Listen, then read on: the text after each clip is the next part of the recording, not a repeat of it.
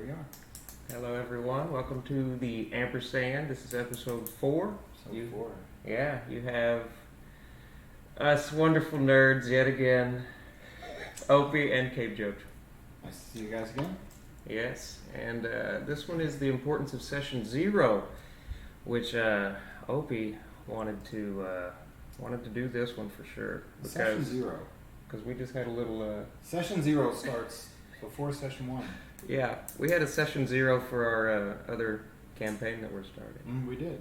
Dun, dun, dun. Well, we had a session 0 for the campaign that we play in on Tuesdays as well, but I wasn't there for that. You had not joined our campaign yet at that point. FF fans too. Yes, welcome, buddy. Yeah, you had not joined our campaign yet for our session 0, so you never actually got to see what a session 0 is like. No, I did not. And it has been some years since you rolled dice at a table, hasn't it? Oh man, up until we So played, yeah. you know, if you did have a session 0 the last time you played, you probably don't even remember it. I think we were just like, hey, we're gonna play on this day, and then we just showed up, and it took a long time to really get started. And it sure does. But we got started then. And then that's what we're gonna talk about today. Okay. Yeah. Bring me my teleprompter. No. So, okay. Let's first start about what a session 0 is. And this is actually, I'm glad that FF fans brought this up. FF fans brought up Mario D&D. Okay.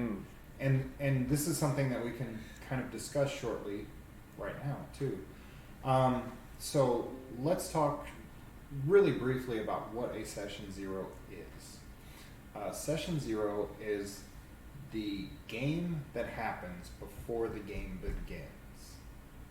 The game before the game. So. Okay. Yeah. Dive deeper. Okay, let's. So in a session 0, everybody shows up and nobody has anything ready to actually play a game.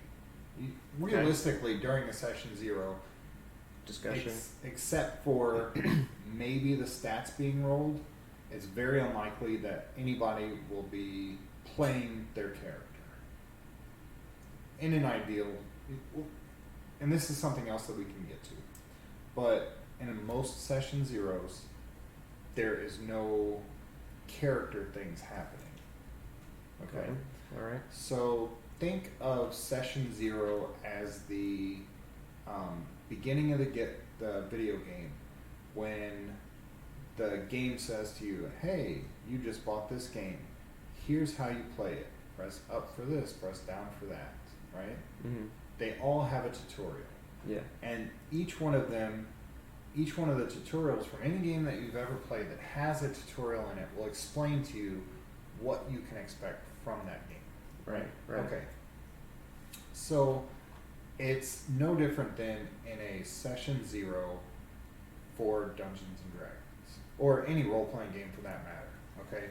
So you show up to a session 0, and the group discusses, okay, we have, hey, you know what? Never underestimate a player. That's what I say, FF fans. Never underestimate a player. They will always surprise you.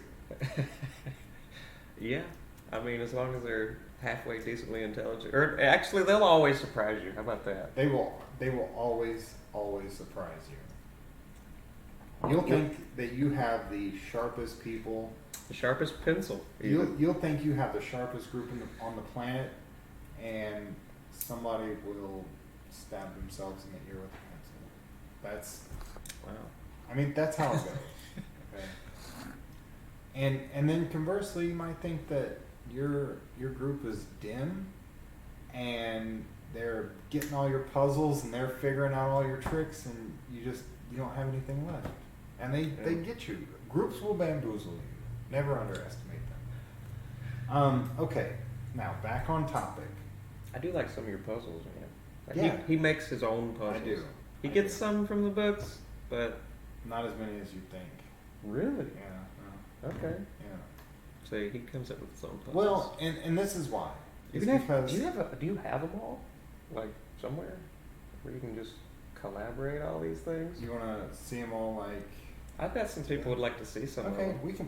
we can do an Just to episode see about some of 'em. creating Yeah. puzzles and fitting those puzzles into the Yeah, environment like at some point. yeah, just DM helpers Um, too and stuff. Yeah, Not I all the think that would player be cool. stuff. Sure. That actually might be like the next season or something. I think maybe somebody would like to see that. Yeah. I don't know who, but somebody, Some DMs somebody might. or whoever wants to be. Okay, so in session 0, I've never DM'd. it's when the world gets established. It's when the characters are introduced to the world, and it's how everything fits together. Yeah. Okay, so let's start with, first of all, choosing the DM. Okay, now the DM does not have to be somebody with DM experience, it just has to be somebody willing to DM. Right? Yeah. Okay. Yeah, that's true. So that's a big, huge part of That actually, playing yeah, the you're game. right. And it, I never thought about it like that. Right. Really, just hey, if you're willing, yeah, if you're willing, you can DM. Right. And a lot can be forgiven. and there's lots of resources out there A too. lot can be forgiven if you are a new DM and you stumble.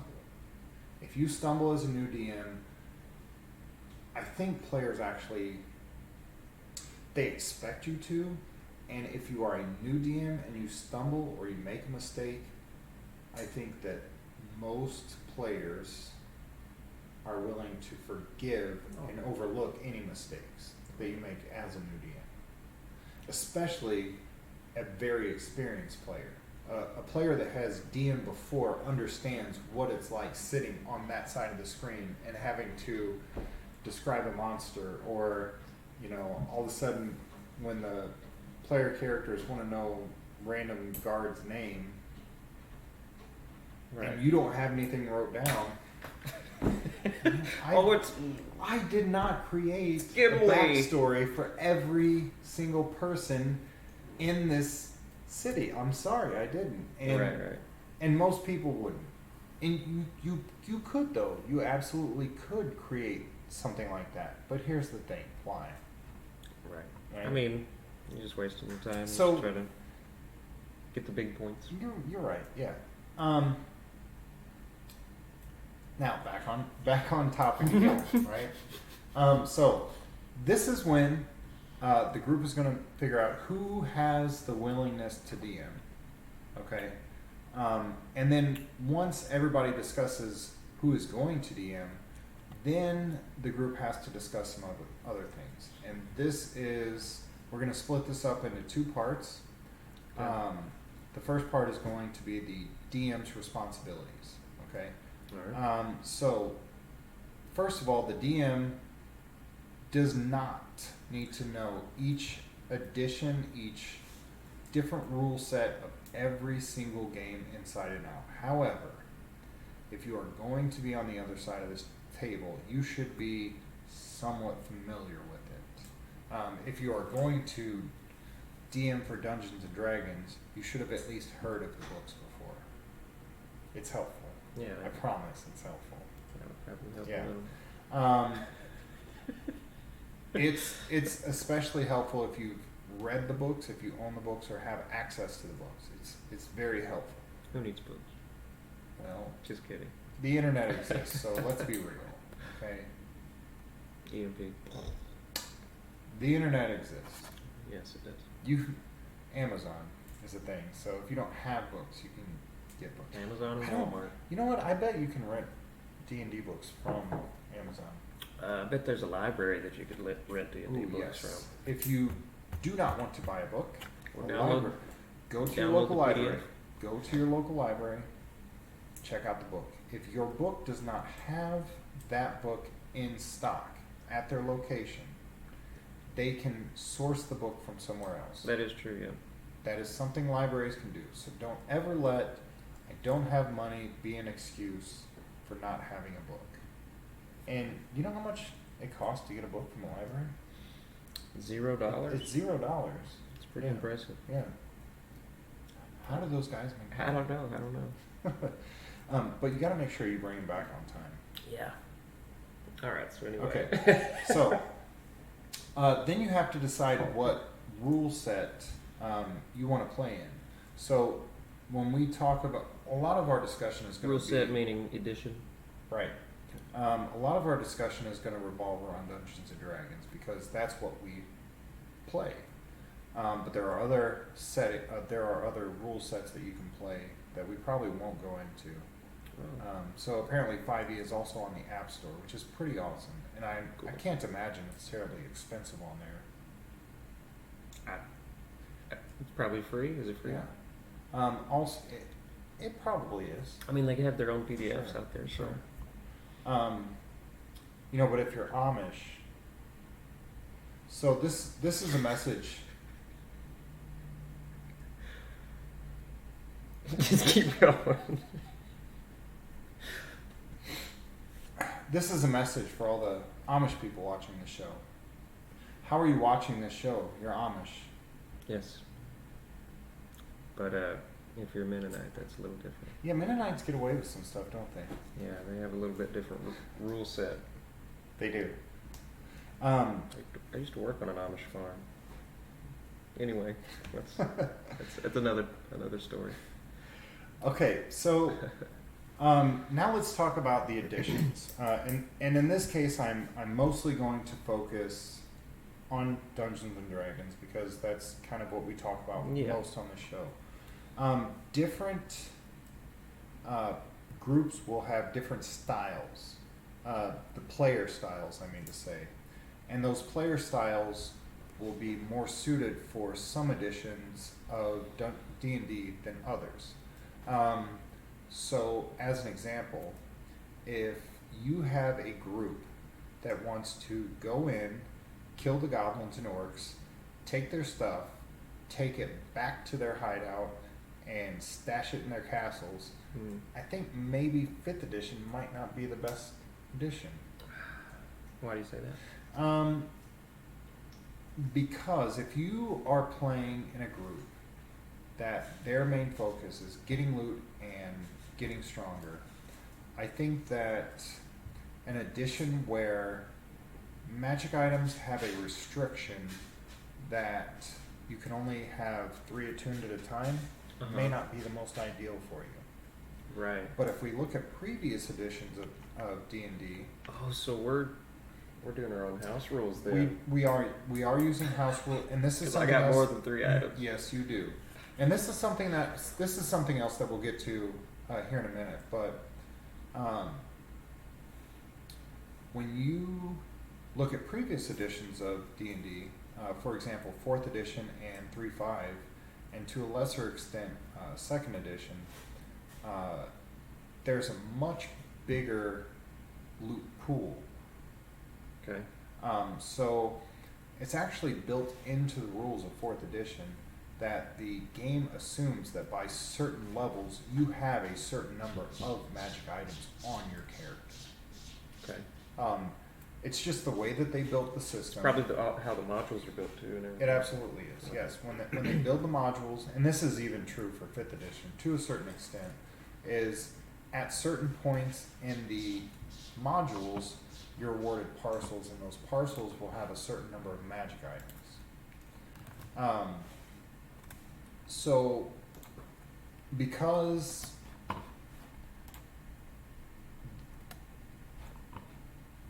I lost my train of thought. I'm sorry, I messed Yeah, you up. you did. This Maybe is- you shouldn't post that. You don't think so? No, sir. Okay, sorry. That's probably what threw you off. I think so. Go ahead. There's reasons for that. I didn't know that was a personal thing. It's not a person. I'll explain it when we're not online. But Okay, go ahead. yes. That's good. So let me just sip some coffee here. Regain your train. I apologize. How about this mug though? This is a mug from Black Bear Diner. The first time I ever ate at a Black Bear Diner was when I was in Colorado. Really? And they have the most delicious country fried steak that I've ever eaten in my life. and they're as big as your head. That's brown gravy. You can get brown or white. I prefer white. I like white. Yeah. And their biscuits are as big as a tire. Wow. Big biscuits. He claims they're as big as a tire. Big as a tire. Anyway. Some tires are small though, so. What were we talking about? Oh my gosh. I'll tell you, the additions. Yes, okay, additions. So the addition will matter about the play style of the group. Any struggle referred to Rule 1. That's FF fans just having some fun in the chat. The FM is always okay. He actually is bringing up some pop shot today. Do you think that's a thing? A pop shot? Huh. I have no idea who would I wonder say, why somebody would call it a pop shot. you know, pop shot. What I is that? Isn't it? I imagine somebody that would call it a pop shot would be. Isn't a pot? It's a pot shot, right? right? You're right. Right. Okay. I imagine somebody that would call it a pop shot would have to be some I don't know. southern hick. Somebody that doesn't know any better. That's right. So where's my prompter? You took away my teleprompter. I'm sorry. Yeah, you should be. So the setting that you pick is going to one depend on what the group is familiar with, and two, what kind of play style they want to have. Okay. So in 5th edition, it's kind of like it's the newest one, and it's still kind of developing itself. I feel like there's still new books coming out for it, and it's not quite to its maximum capacity yet. I kind of see what you mean, because there's only so much you can do per round. And with the 4th edition stuff, it's like there's all the outwheels and 4th edition had a lot more years to build up that library that they have. So and thank you for following Hong Kong Fooey. Hong Kong Fooey. Yes. Yeah, thank you. So 4th edition and 3.5 had a lot longer to build up their libraries. I feel like even though 5th edition has been out for a couple years, it's still pretty new as far as tabletop role-playing games is concerned. Mm-hmm. So it's still building up its library, which can actually be a really good thing if you're playing in it, especially now that the internet exists. Since the internet is a thing, if you're playing in that edition and there's something you don't like, tell the people that make it, right? You can tell them. Make your own suggestions. They're an email away. Go. Yeah. Oh wait. Go on the Wizards of the Coast boards and tell them what it is that you don't like about the edition. Ask them, hey, this thing from an old edition is my favorite thing that ever exists. Bring that back for me, would you please? Right. You can ask it that way, or even the way I noticed it was don't just tell them the problem. Actually, have some kind of suggestion in mind. Because if you have a problem with no solution, yeah, if you just you're throw, just bitching. Yeah, you're just bitching. That's Winston Churchill said that. Oh, how about that? We're some coffee drinking fools, aren't we? Well, you know what they say. Yeah. We've talked about the edition. Now let's talk about the setting that we're going to play in. And again, we're going to reference D&D in this case because that's what we play, and that's what I certainly am most familiar with. Now, there are the big ones in D&D. There's Greyhawk, Eberron, Dark Sun. Thank you for following DoxyLover125. Thank you for coming to the stream. I hope you learned something. Thank you. Yes. So there's Eberron, Forgotten Realms, Dark Sun, Greyhawk, Ravenloft. Those are what? These are all different campaign settings. That's all there is? There's plenty more, but these are the ones that I can ramble off the top of my head. Okay. And each one of those settings has its own unique style of play. For example, Eberron is sort of magic punk. Okay, everything that they do in the world, they have flying crafts that they bind air elementals too, and then they can fly through the air on Those poor air elementals. their air. They don't have feelings. Really? Probably. I could see a cartoon made out of this. Right. They have. I mean, it's maybe they have carriages that have earth elementals bound to them, and then they can move stuff along. They have everyday mundane things that magic is completely infused with. So now what happens? Right. Okay, now I have magic doing all my gardening. It's doing all of my metallurgy. It's doing all of my masonry. Mm-hmm. It's probably doing all of my textiles. Wow. So now what? Now what does a person do?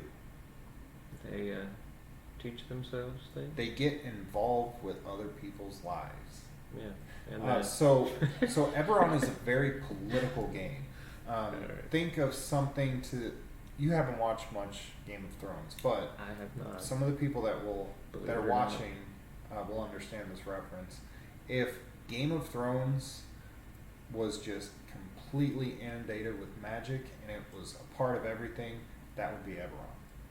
It is political backstabbing. It is, trying to get a secret on some other guys. Whatever kind of edge they can get on another house, on another clan, on another person, that's what Eberron is. And it's a blast to play because if you're doing something that's not the political stuff, everything's just wacky, over the top magic, and it is awesome. In Dark Sun, well, let's talk about Forgotten Realms real quick. Yeah, where we're at. Yes, thank you, Hong Kong Fooey. There's also robots in Eberron. Oh, really? They're called Warforged, but they are robots. Why do you need them if you have magic?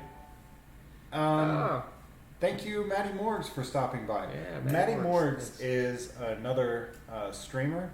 He streams much more often than we do. You know this guy? Yes, I Oh, actually cool. met him on my trip up to Sandusky. Maddie Morgs is. Thanks for stopping by. Yes, he does a lot of D&D streams. He's very smart. He knows a lot of things about a lot of things. Cool. And mostly what he does on his stream is he talks about things. I got to see him in action. He had a table. There must have been 15 or 20 players at his table. And he didn't have a sheet, no numbers wrote down. He was just off the top of his head. You want to talk about a professional. If you want to see somebody that knows what they're doing, go stop by and watch Maddie Morgs. He doesn't just talk the talk. I got to see it with my own eyes in action. This guy is a champion, let me tell you. Yeah. Yes, sir. I guess You messed something up. I don't know what you set did. up correctly. But yes, Eberron also has robots. They call them But anyway. Warforged, and they're cool. Okay. They get cool tricks. They can graft weapons onto their body, and really cool stuff. Yeah, that's cool. So let's talk about Forgotten Realms real quick. It's Okay. sort of it has become the default setting for Dungeons and Dragons. That wasn't always the case. It used to be Greyhawk. When, It was just called Greyhawk. well, yes, that was the campaign setting. Okay. But there's a Castle Greyhawk that's related to that. That was a mega dungeon, and I believe that was never released to the public, and I could be wrong about that. But as far as I know, that was something that Gary Gygax came up with, and basically it was him and his friends and some of the other people that played with him got to experience. Now, Forgotten Realms is wizards and dragons and fighters and bards and typical, high fantasy type stuff that, most people, when they think of Dungeons and Dragons or fantasy, that's what they think of.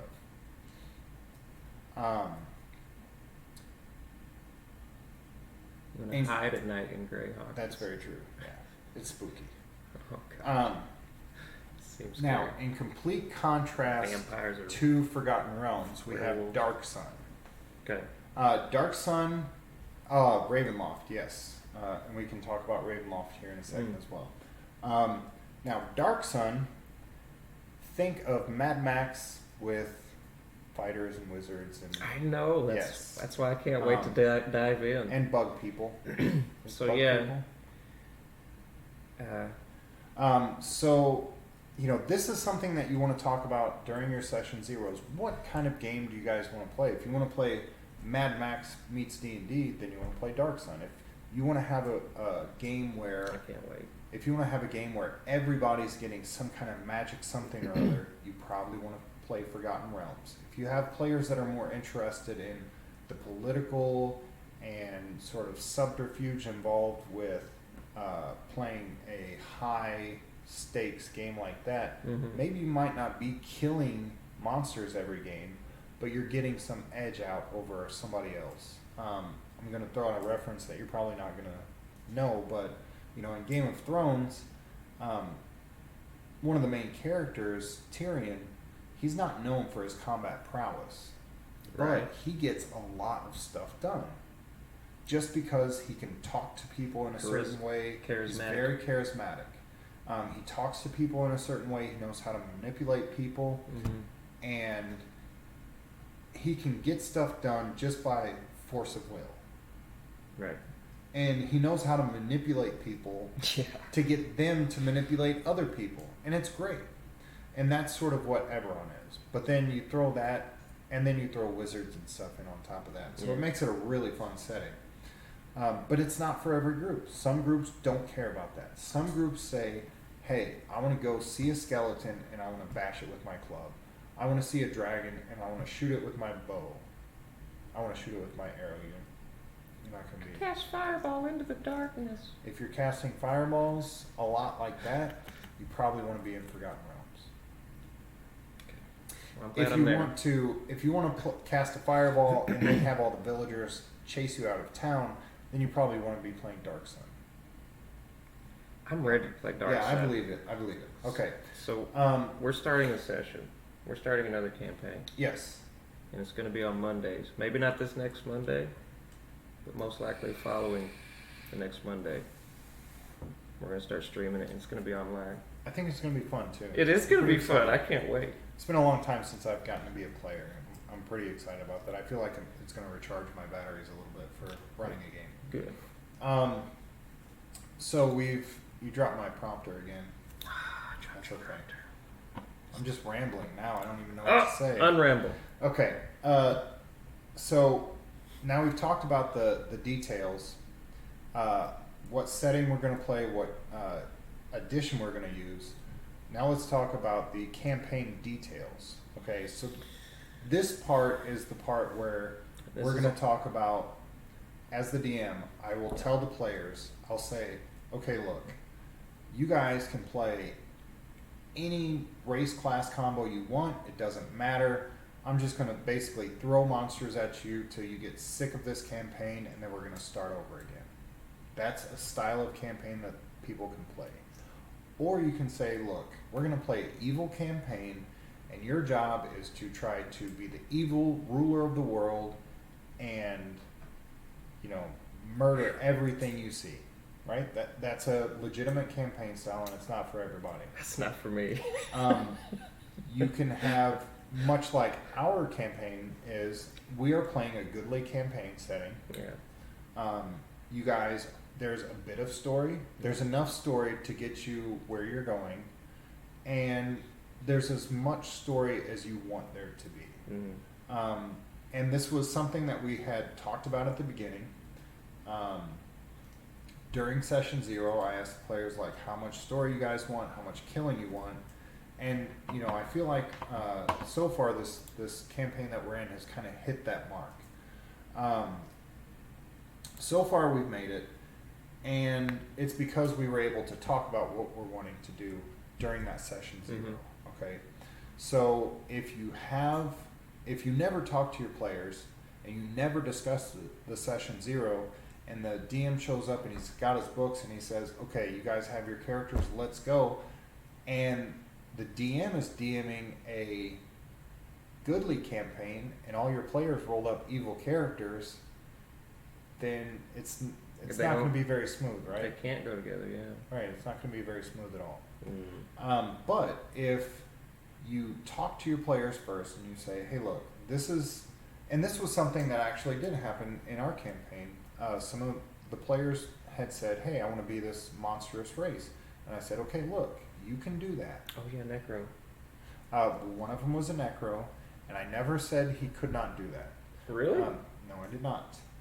We had a couple players that wanted to be tieflings and dark elves and some other things.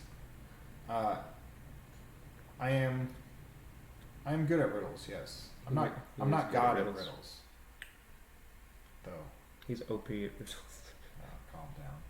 Jeez, this guy. Okay. So I said, look, you can do those things, but please keep in mind that we are playing in a goodly setting, and your character will have trouble interacting in cities and with the other characters for that matter. But never did I say no.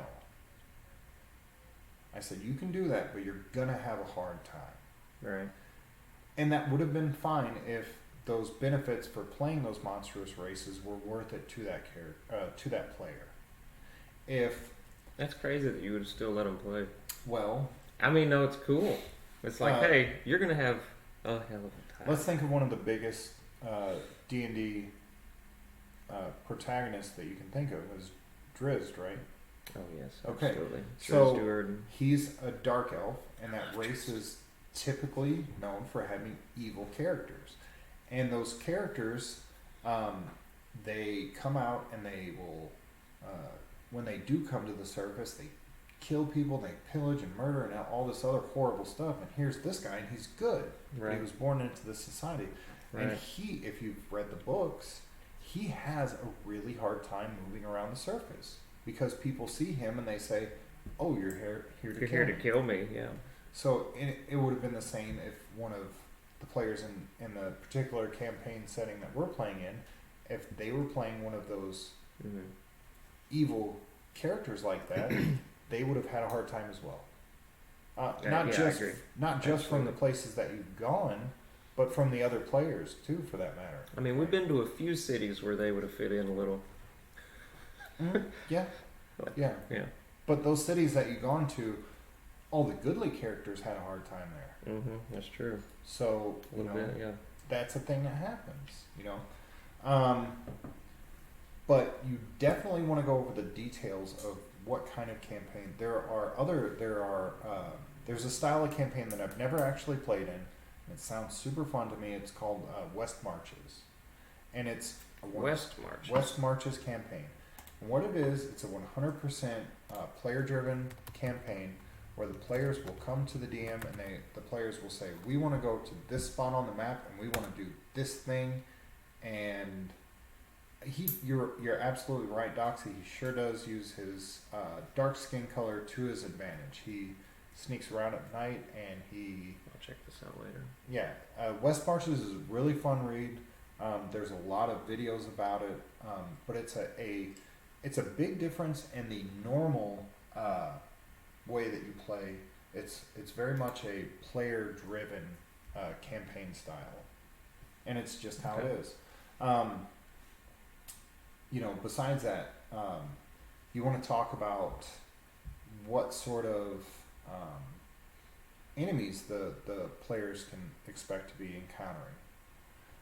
For example, if your entire so if your entire campaign idea, you want to build this huge campaign idea about the undead coming and taking over the world to the point where the orcs and humans and elves and dark elves, where they stop caring about fighting each other and they say, "Hey, look, we got this undead army, or we got this extraplanar invasion happening, and we need to set aside our weapons on each other, and we need to focus on this threat."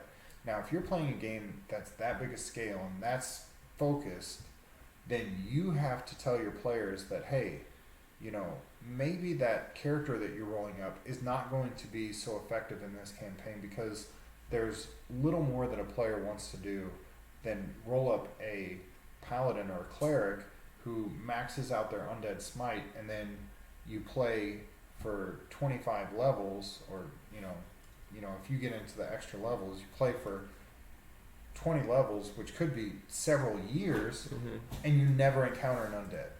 and that player is going to not like playing in that game. Yeah, They're I going to can see feel that. frustrated. I mean, but well, there's another reason why you want to discuss that session 0, because what if? Yeah, I mean, like you said, you get there and you're just like, okay, I want this specific type of character, and the DM's already got something else in mind. Sure, exactly. And if it's going to be a high intrigue, high political campaign setting, even though those barbarian types, they have a place in a setting like that. Again, take for instance Game of Thrones, there still are those big brawly characters. They're still useful in a setting like that, but maybe you want to be the sharp-tongued guy that's controlling these political intrigues and these schemes. Maybe you want to be that character. And if your DM doesn't tell you that that's the kind of game that he runs, you won't know that until it starts. Mm-hmm. So you won't know to make that sharp-tongued bard. I mean, I guess it'd also be wise to have some resources available or ready for your players, as far as like the setting, like yes, it just throws out all the setting stuff.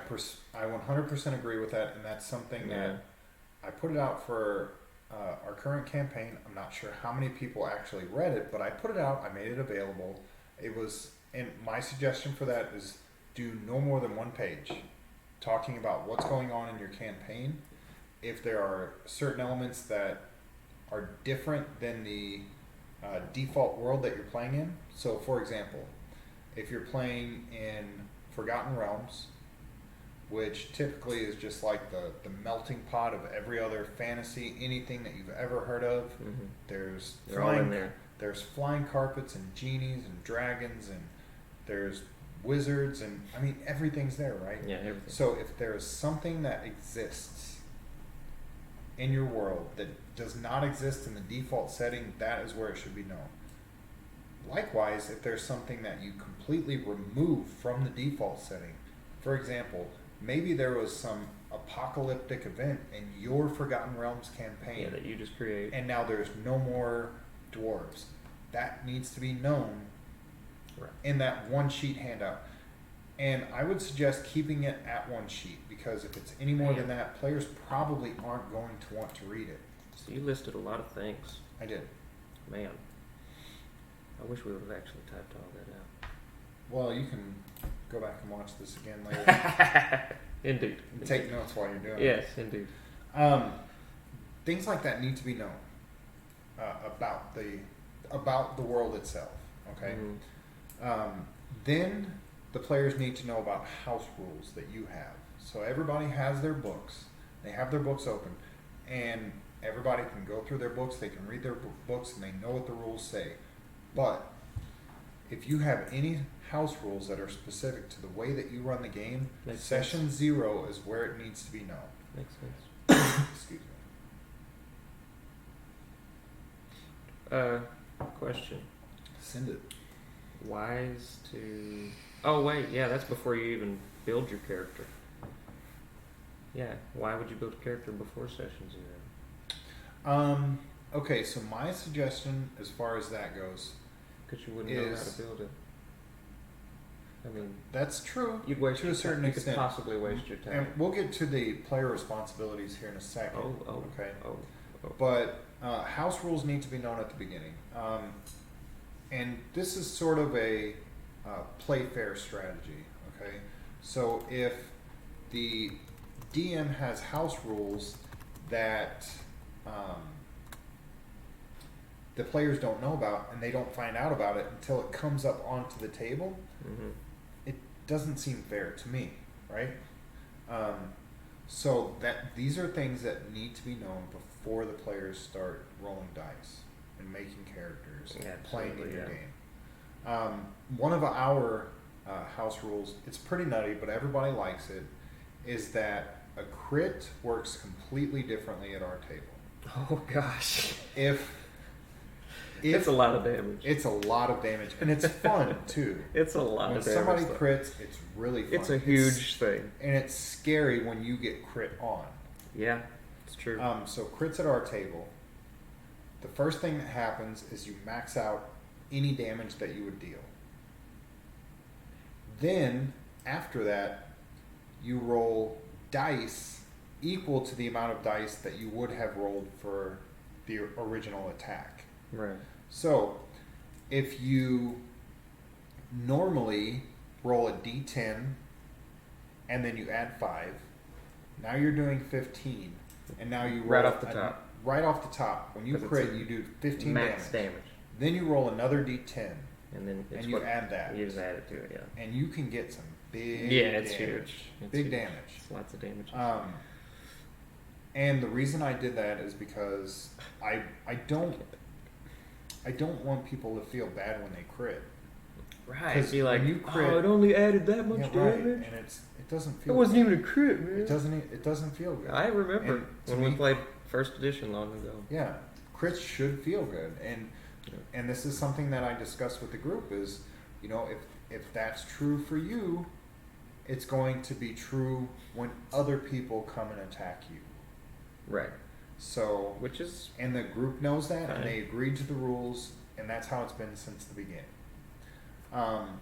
Another rule that we have, and this is more for the streamlinedness of the game. Streamlinedness. Wow. Here, we gotta write that one down. TM that, please.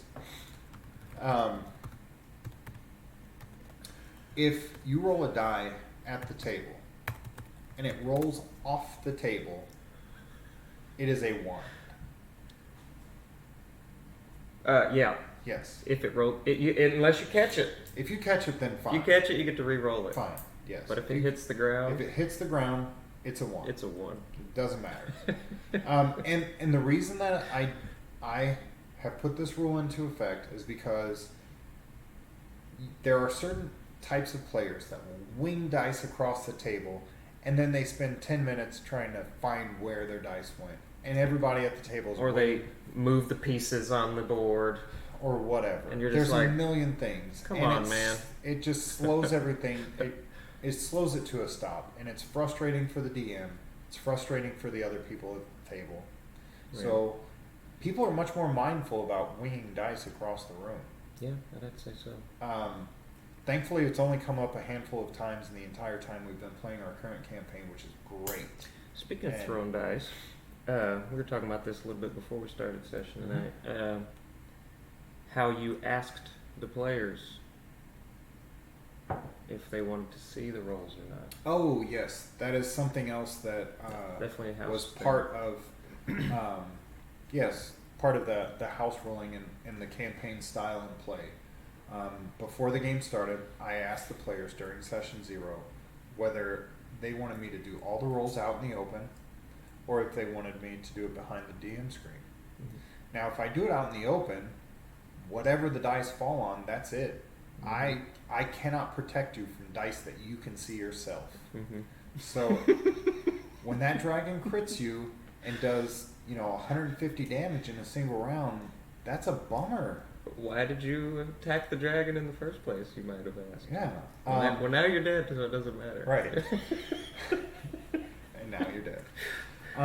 But there have been times in our campaign where we've had some of our players fall down during an encounter with the dragon, and they were unconscious, and the dragon was still breathing and spewing out breath all over everybody, and some of our players could have died. Yes, yeah, like this one. Huh. I should have healed myself, but I decided to attack. And some of our players could have died had I been rolling all the dice out in the open.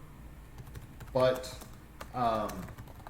I didn't feel like that would have been a satisfying death for your character, and so I pulled some punches.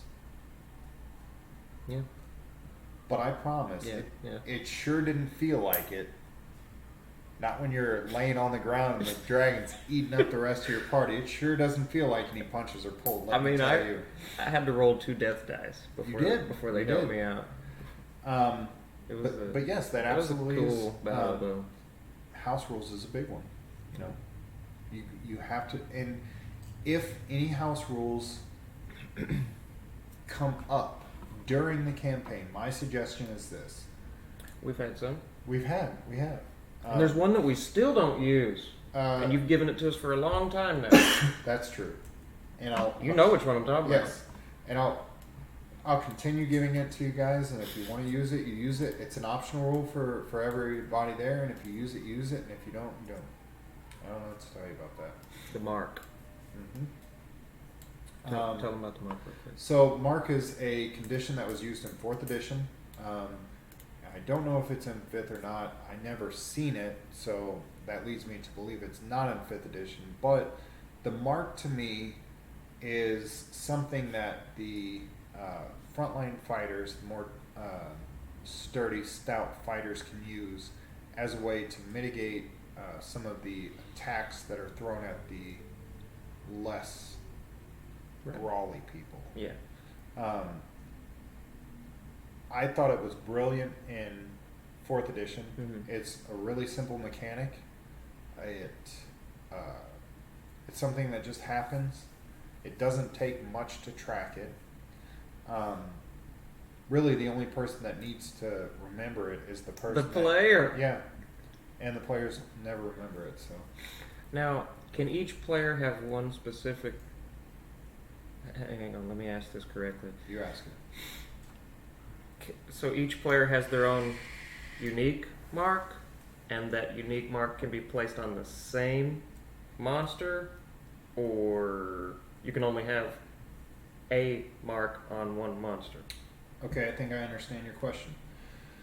So I'll try to answer it the way that I understood it. I think I said it right. As many times as you attack, you can apply a mark. Only one mark can be put on a single creature at a time. However, if you have multiple attacks, you can mark multiple creatures. Really? But again, only one mark can be active on any creature at a time. So any one mark is going to override the other one. Oh, you're saying so. Mark this one. Bam. Okay, I killed him. Mark. Bam. Yeah. Kind of what you were getting at Yes, there? exactly. Okay. So I'm sure there's more that we can talk about with the DM, but we're getting pretty close to the hour mark here. So let's talk about the player responsibilities a little bit. So insofar as player responsibilities go, if there are certain things that you like or don't like, or here's a big one now that I think is especially important. If there are certain things that you think might come up that might be uncomfortable situations for you as a player, you should discuss that with the DM and the other players at the beginning of the game. At session 0. Right. For example. Yeah, examples. Okay.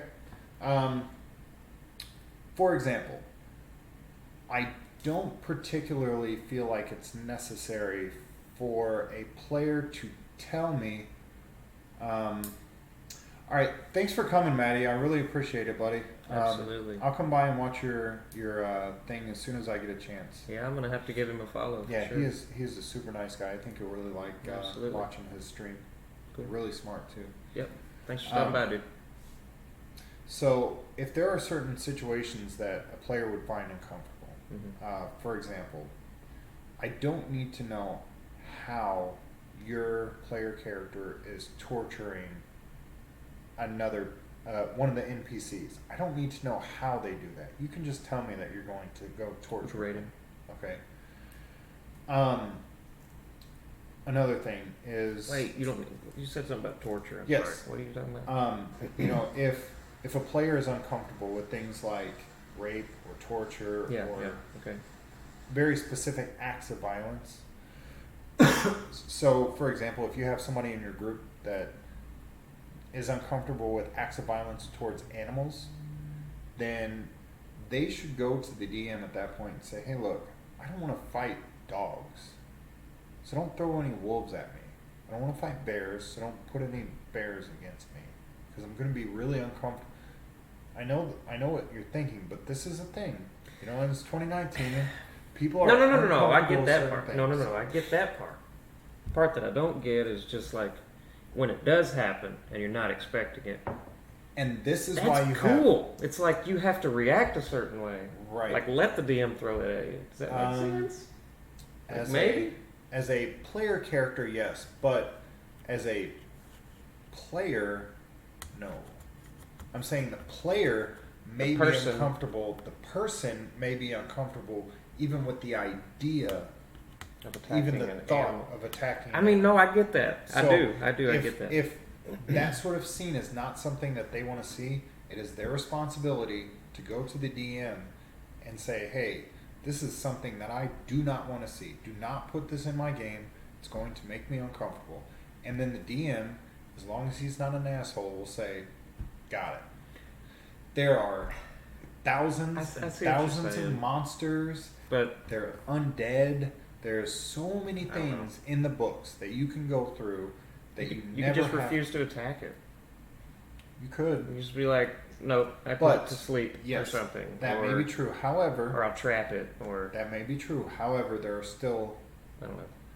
you can't control what the other players at the table will do. Right, and if So they the kill other some, players may shred this poor animal right in front of you, and that's something that would make you really uncomfortable. And I mean- you shouldn't have to be uncomfortable in your own game. that stuff has happened to me. Like even in our current game.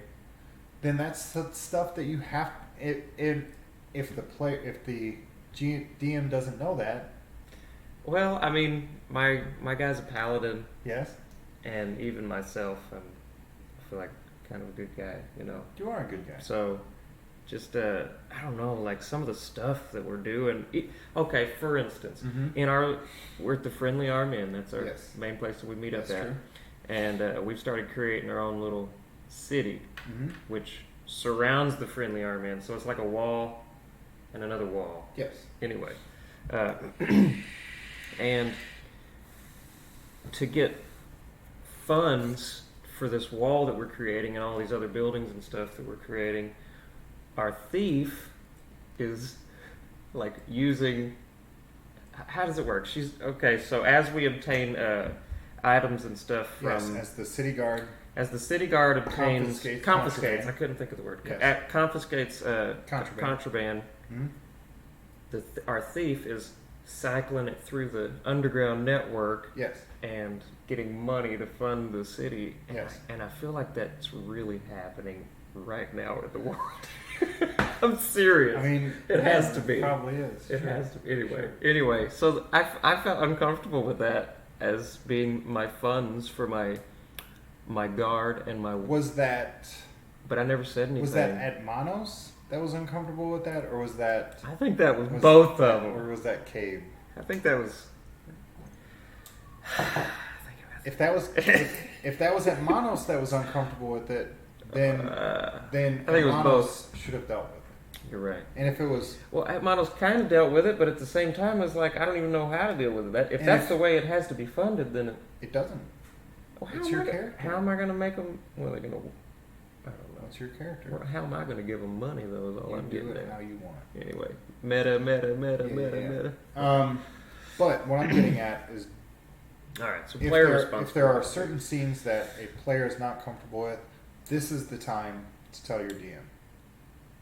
Tell your DM, hey, I don't want to see scenes of rape. I don't want to fight children. I don't want to fight animals. And if the DM can't I handle think it, those things are pretty fair to say. I think it is too. And if the DM cannot handle that, He's like, no, I'm throwing Then- everything at you. and if the DM can't handle that, then there are a lot of people that play this game. He can always exit and be like, okay, There are a lot of people that play this game, and if the DM can't handle those few very minor catch restrictions, you guys later. you should find another group. Because there is another DM that will be able to facilitate that. You know what? That just made me want to think of something. Okay, do it. Does Wizards have a place where people can meet up and find a DM or find a group? Does that exist? I think they used to. I don't know if they still do anymore. I don't know. We I can have always a join good- my Discord. I have a good group, so I haven't went off I looking think for I another have that one created. Unless I messed that one up No, too. you got it. Look at you go. Yay, wow, one works. Another thing that I think is a very smart idea for players is to have sort of a general idea for a few different characters that you might want to play. Oh, right. We were talking about this earlier. We did. just in case there is an evil campaign that the DM had in mind, you'd be ready for that. Yeah. If that's something that you're even Maybe you interested want to, in. and you don't have to come to session 0 with a full-fledged, thought out character. But a good idea is to say, okay, well, if I'm in a good guy campaign and I want to be the tank of the group, I kind of have this sort of idea that I have, maybe, right? But you kind of want to bring as much as the DM has to bring his ideas to the table, you want to be able to put in as well. Express your opinions. Sure. So think of this is your chance as a player to say, hey, this is the direction I want this campaign to go. Can we do this with it? Mm-hmm. What do you think about this, Mr. DM? Right. And that's when the DM can say, hey, that's a cool idea, or I don't know if I'm a good enough DM to pull all of this stuff off, but I'll put in what I can, right? This is your chance to influence the game that you might be playing for the next 15 years. Possibly how long, we know other people that had campaigns for 20 plus years. And, if after your characters die, maybe they ascend to deities, and then you can then play in the same world that your deity characters created, and you can make them your patrons. Wild. Yeah, this is a thing. When you play D&D for that long, you can do things like that. And if you have your own personal ideas that you want to give the DM, now is the time to bring those things up. So if the players want to play in, our game is very largely based on not largely based, but the core, the cog that moves all the wheels is an anime show called Fairy Tail. And not a lot of people have seen it, but the premise of it is there's all these adventurers, they go to one place, they get their missions, they go out and they do their missions. Okay. Sound familiar? Yeah. Okay. Now, that's as much as we've taken from that. I didn't know that. I tried watching the show, and that's as much of the show as I liked. So I couldn't bring myself to watch any more than that. But I took that much away from it, and I was like, this is a really cool idea, and I'm going to steal it. And I did. And I think so far it's really worked out well. Cool.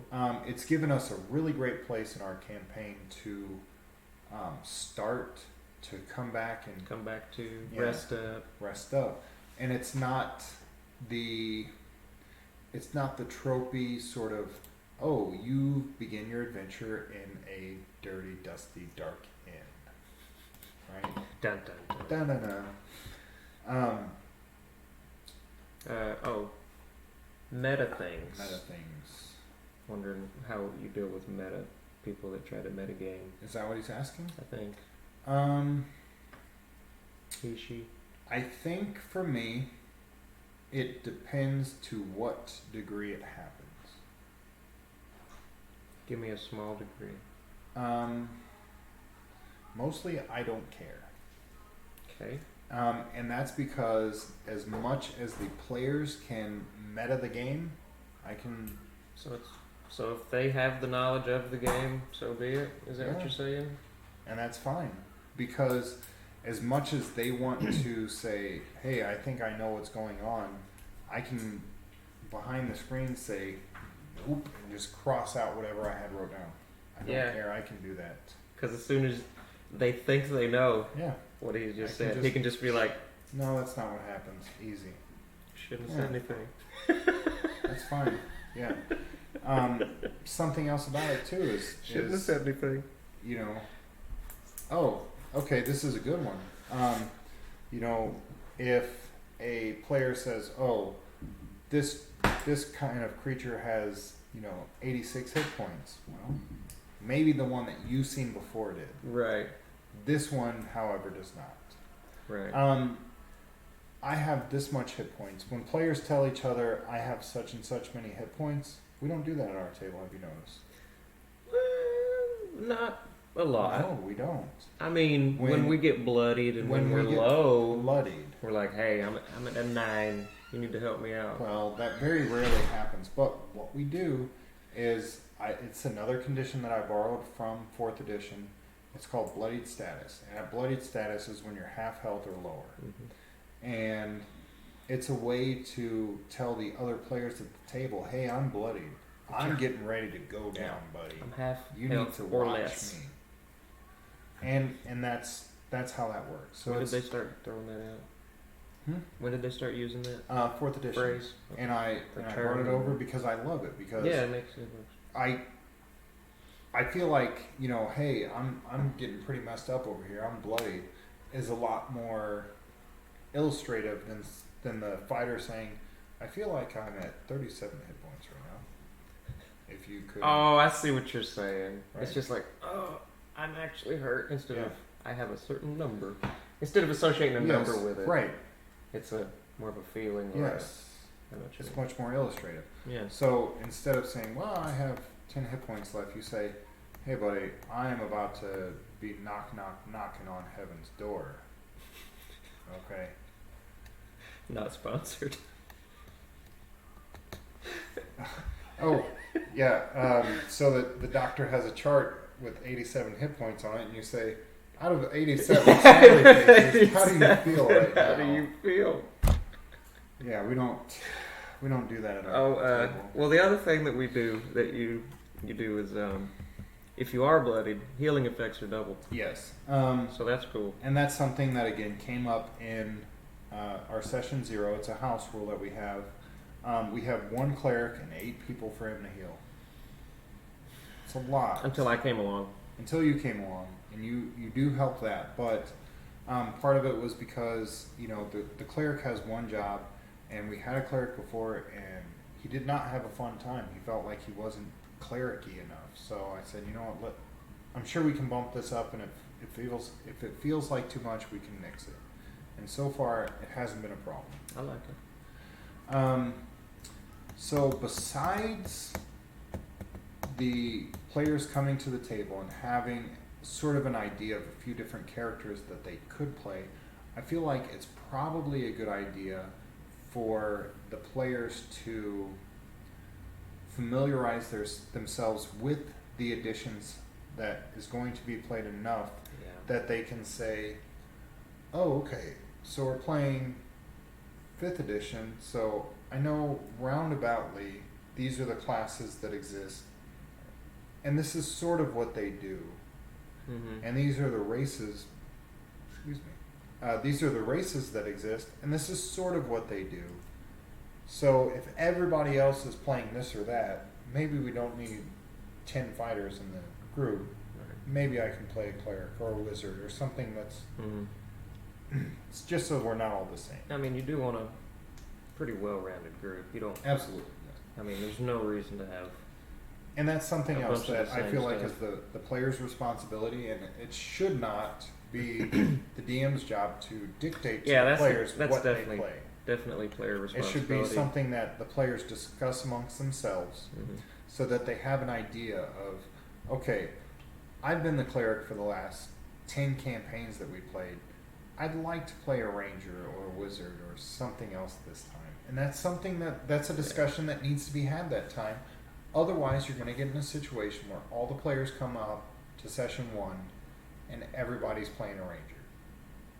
Right? And that's not something... Yeah, everybody's playing a Dark Elf Ranger. Nobody wants to do that. Dark Elf Ranger? What is that? What? I think that's trademark. Can we even say that? Sure. Okay. But those are things that I largely feel are player responsibilities. Can you think of anything else that... having actually seen... I know what you mean. We've had a rocky session 0. We did. I think so that was a after session... having seen that, can you... That was a session -0.5. Okay, so that was a... that wasn't session 0 yet. 0 minus 1. 0 minus 1. Okay, so that was a session 0 minus 1. So as a player, after having seen a session 0 minus 1, can you think of anything that might... I mean, I wasn't expecting it to be, like, just progress after progress. I was Okay. expecting us to just kind of really just chat about the. Because I pretty much knew that we were going to be doing Dark Sun, because that's what you and I were talking Okay. about, and I even told both of them about it and all that. So I Okay. knew we were doing Dark Sun, but I had no idea what anybody was playing. Sure. So we did discuss that. Sure. And then the edition we weren't even sure on, Right. because our DM Dwight, he's like a first edition only guy. He's been doing it for like 20, 25, 30 years. First edition. Grognard. Huh? Grognard it's a term for people that. Yeah, Seriously, there's- first edition only. Well, for the very old school D&D players, they're called Grognar. Grognards. Yes. That is awesome. Mhm. Okay, I didn't know that. I wish Matty Moore was still around for that Yeah. one. He'd be like, oh yeah. Yeah. Anyway, I'm sure he's familiar with the term. but yeah, just anyway, he's always done first edition, and I never really touched it, so there's a lot for me to learn. Mm-hmm. Like the thing that comes to my mind right now is the segments, like how you do a Well, round okay. segments. So, That stuff is difficult to understand. so this is A little session bit. 0. I feel like that's probably a DM responsibility. Is the segmented combat is That's what we're doing. it's an optional rule. I know. He wants to do it. Okay, and then that's fine. Okay, Yep. but this is kind of what I'm getting at is that something like that would fall under a DM's responsibility. If that's something that he wants to do, then during the session 0, then it's the player's responsibility to say, hey, What is I that? know this thing is Explain something it. that you said, Yeah. talk me through it. So that when we get into session 1, you can say, hey, we're doing this. Okay. So, other questions that I can think of? Any questions from the chat? Also, at any time. Fan says that he hates backstories. You hate backstories. you and hate coming I- up with them, or you just hate hearing them? So I will say this. Like you don't even care about To it? a certain extent, and we've had this discussion before, to a certain extent I agree. Okay. Your player It depends on how Sure. How crazy robust. you get. Your player has to Robust. Your player has to exist for a reason. You have to put them in the world, but if they've already done all their adventuring before the campaign starts, what did they show up for? Yeah. So yeah, don't go crazy with your backstory. We talked about that in episode 1. If your backstory includes slaying gods and wearing dragons for necklaces, you probably don't belong in a level 1 party. Yeah. Right. You've already slain a dragon in your level 1. Also, everybody in the world can't be orphans. Right. Right. Everybody in the world can't have amnesia. If everybody's backstory was an orphan with amnesia, then how does the world exist? I know. I kind of got that gesture from one of our players. Edmano's had a bit of amnesia. I think there Hey, was, but that one was okay. I think there was a little bit of Kinda. stage fright Absolutely. that led to Edmanos' amnesia. Absolutely. But But I It worked wanted out. you to kind of let. I Yeah. just gave you like the gist of where I lived, where I came from, Yeah. and I was like, just fit me in. just do it. And you did a we good job. We did. Good job. And I feel like there was a compelling reason for you to not be able to remember anything. Right. I was locked inside of a Yeah, hidden right. thing for hundreds of years. And there was a good reason why you were so old but couldn't, and why so much changed. And it worked, but Yeah. it was something that the player had to collaborate with the DM for. And I think that was incredibly important. I think. Since we are Yeah. over the 1 hour mark, is there any last minute things that you want to add to or ask for relating to the session yeah, no, 0? right? Session 0. Just trying to think. Session 0, do be ready to create your character then.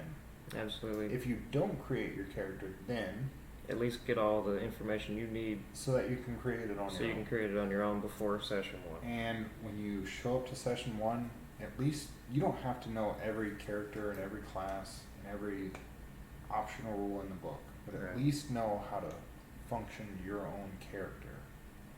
Yeah, that's very true. Like, know your spells at least. I mean, you shouldn't be more than, like in Dark Sun, you start off as level 3, but you shouldn't be any more than like 1 to 3, or maybe starting 5, depending on your DM. But anyway, know your spells, and know what you're able to do. I agree with that. If you have questions, ask your DM, get with the party, Mm. do something before session 1.